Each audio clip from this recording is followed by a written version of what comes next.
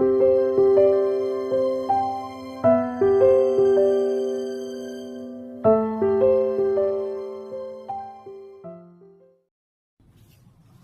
ဂလာပါဗျာဒီနေ့ပြောချင်တဲ့အကြောင်းအရာတော့25ရက်နေ့ကကျင်းပသွားတဲ့ဆရာမကြီးနှွေးထွေးပသိမ်ကြီးစီဝေကျိုးဆိုတဲ့စာအုပ်မိတ်ဆက်ပွင့်တဲ့စာအုပ်လက်ဆောင်ပေးပွဲအကြောင်းကိုပြောချင်ပါတယ်အဲ့ဒီခန္ဓာကိုမန္တလေးစာရေးဆရာများဖိတ်ကြားထားတဲ့မန္တလေးစာရေးဆရာများပသိမ်ကြီးမြို့နယ်စာရေးဆရာအသင်းဝင်တွေနဲ့တခြားဂုဏ်သေးရှိပုဂ္ဂိုလ်တွေတက်ရောက်ကြပါတယ်ထူးခြားတာကတော့ဒီခန္ဓာကိုပသိမ်ကြီးအောင်ပင်လဲကန်လဲလို့ခေါ်တဲ့ဧကတရားချန်ကြီးတွေမှာကုန်းဒီပန်းရှင်ဦးမျိုးတန်ကမခထလုပ်ပြီးကျင်းပခဲ့တာထူးခြားပါတယ်အဲ့ခန္ဓာမှာခန္ဓာမှုဖြစ်ဆရာမောင်ရန်ရှင်ရန်ငင်းတောင်ကပြုလုပ်ပါတယ်2025ခုနှစ်စက်တင်ဘာ25ရက်သလာပတိနေ့သိင်းမြို့နယ်စာရေးဆရာအဖြစ်အမှုဆောင်အကုတ်ကူပြိုးပေစာပေစုရှင်တိုင်းဆရာမကြီးနေပေပသိမ်ကြီးကျင်းသိညောင်ကြီးစီကိုရေချိုးစောင်းမိတ်ဆက်ပွဲအခမ်းအနားအစီအစဉ်ဖြစ်ပါတယ်ခန္ဓာစီကို9ရက်နဲ့ကျင်းပပါဆရာမောင်ရန်ရှင်ကခန္ဓာအစီအစဉ်များကိုကြီးညာသွားပြီးတဲ့နောက်မှာပသိမ်မြို့နယ်စာရေးဆရာအသင်းနာယကကြီးဆရာကြီးမာဂိဏပသိမ်ကြီးကမူရိဒစကားပြောကြပါတယ်ဆရာမကြီးဒေါက်ခင်သိန်းရဲ့စီကိုရေချိုးဆိုတဲ့စာဝေးကိုကျွန်တော်အစအဆုံးအပြောင်းပြန်ဖတ်ပြီးပါပြီဖတ်ပြီးတဲ့အခါကျတော့ကျွန်တော်အများကြီးပဲချီးကျူးတယ်ဆရာကြီးမာဂိဏမူရိဒစကားပြောကြပြီးတဲ့နောက်ပသိမ်မြို့နယ်စာရေးဆရာအသင်းဥက္ကဋ္ဌဆရာနိုင်စေရမန်းတက္ကသိုလ်ကဝမ်းမြောက်ဝမ်းသာမွေးရစကားပြောကြပါတယ်ခန္ဓာလေးကနေပြီးတော့မှဟုတ်လား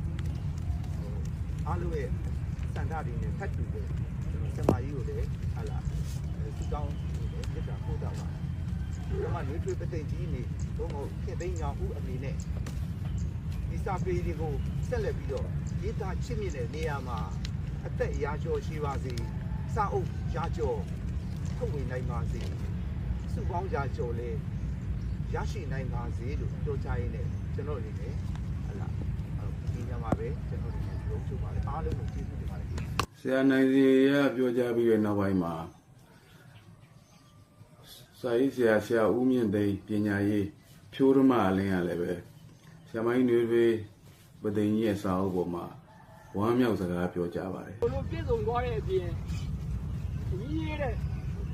စီကိုရေချိုးဆိုတဲ့စာအုပ်ကိုလည်းလက်ဆောင်ရပြီးတော့မှအချူပြင်ရခဲ့တယ်။ဒါပေဝိုင်းကမိတ်ဆွေတငယ်ချင်းတွေနဲ့လည်းအမှတ်မတင်ပေးရတယ်။တရားပြင်ကိုအပြင်ကြီးမြင့်တဲ့ပုံကိုယ်ရဲ့စကားကိုလည်းဖတ်သားရတဲ့အတွက်အင်မတန်မှကြော်စင်စရာကောင်းတဲ့အင်မတန်မှရက်တွေမင်္ဂလာပေါင်းတဲ့ပြည့်စုံတဲ့နေ့လေးလို့ပြောလို့ရပါတယ်။ဒီခင်ဗျာနောက်ထပ်လည်းစာအုပ်စာပေများစွာကိုဆက်လက်ရေးသားရင်းစာပေသမားများကိုရှေ့ဆောင်လမ်းပြ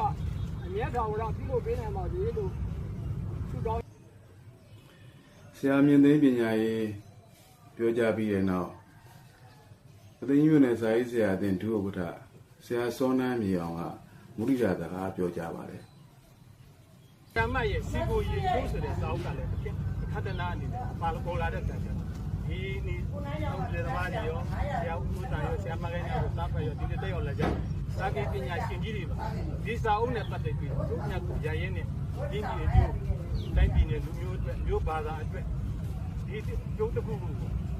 ရရှိပါလိမ့်မယ်ဟိုလည်းရင်ကျွန်တော်တို့ကိုပြောတာဆရာစောနန်းမြေအောင်ပြောကြပြီးတဲ့နောက်မှာစာရေးဆရာကြီးတရားလွတ်တော်ရှင်းနေကြီးဦးလေးမောင်ကမူရိဒစကားပြောကြပါတယ်တရားလွတ်တော်ရှင်းနေကြီးဆရာဦးလေးမောင်ပြောကြပြီးတဲ့နောက်ပိုင်းမှာမျိုးမြန်မာကုမ္ပဏီပိုင်ရှင်ဆရာဦးမျိုးတန်က ကြောက်လာကြတဲ့စာရေးဆရာကြီးများဖိတ်ကြားထားတဲ့ပုဂ္ဂိုလ်များကိုဆရာမကြီးနှွေးထွေးပသိမ်ကြီးရဲ့စာအုပ်နဲ့တကွဂုဏ်ပြုလက်ဆောင်များပေးရပါတယ် ဒီအချင်းဖြစ်ပါလေ။ဒါတော့ဆရာဦးကမှအဲဆရာကြီးဆရာမကြီးများဘုန်းကြီးလက်ဆောင်များပြင်ပေးပါရဲ့ဒီဒီကပန်ကြားပါတယ်နော်။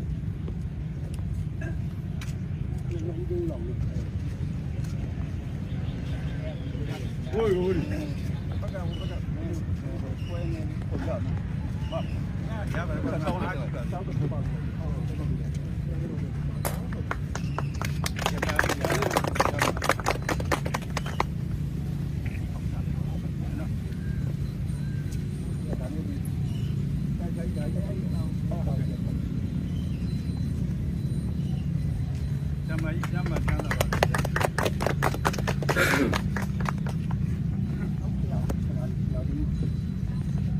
ဒီအဲ့ဒီပဲပြန်သွားလိုက်ဆရာ။ဒီအဲ့ပဲပြန်သွားလိုက်ခဏလေးပါတော့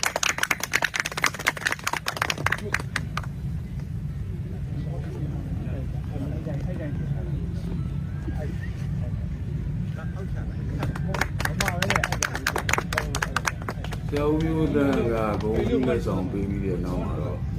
ဆောင်းလေးပေါ့လေ ခန္ဓာကြောက်လာတဲ့ပုဂ္ဂိုလ်တွေအားလုံးမယောဟာအစားအစာဖြစ်တယ်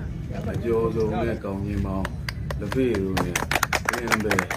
ဝိမွေးရခံပါတယ် ဆောင်းလေးရတရားလာခါတရားလာ